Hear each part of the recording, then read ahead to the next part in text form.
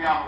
आप महसूस करके देखो, जब मैं पार्लियामेंट में नहीं गया था तो ये पैसे वाले क्या कहते थे कि अकेला चंद्रशेखर क्या कर लेगा, ये चंद्रशेखर तो पार्षद भी नहीं बन पाएगा, ये चंद्रशेखर तो चेयरमैन भी नहीं बन पाएगा।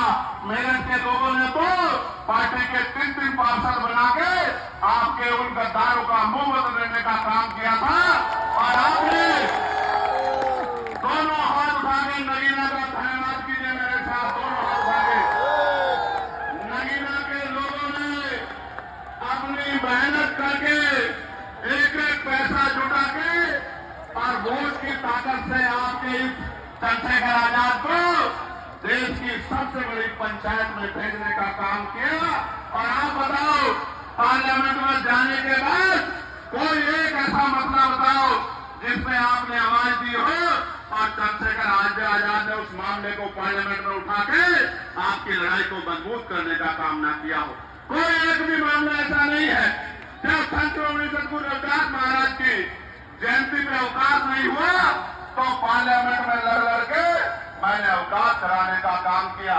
जब बोधगया का मुक्ति आंदोलन चला 75 साल के इतिहास में, और जब से लोकतंत्र लागू हुआ है किसी ने बोधगया मुक्ति की बात नहीं की।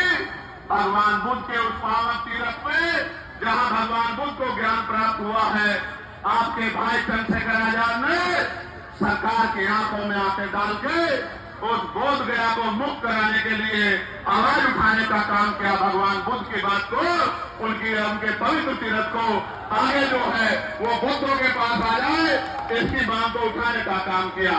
सम्मानित साथियों, आपको याद होगा पार्लियामेंट में मैंने ही डॉक्टर बाबा साहब अम्बेडकर की जयंती को राष्ट्रीय पर्व घोषित किया जाए इसकी मांग उठाई थी।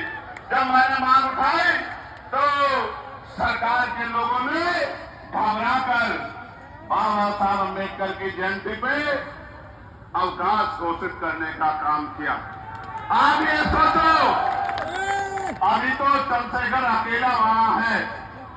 जिस दिन चंद्रशेखर के साथियों को आपने भेजना शुरू कर दिया, आप ये देखना, अभी तो मुद्दे उठ रहे हैं, फिर कलम पकड़ के आपके काम कराने का काम यही नौजवान करेंगे जो आज आपके सामने मंच पर बैठे हैं और आपकी लड़ाई को लड़ने का काम कर रहे हैं।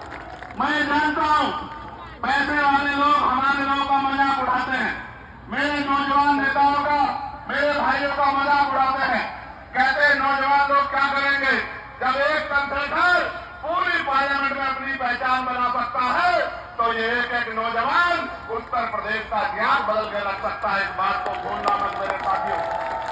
नौजवान आप समझते हो क्या होता है नौजवान?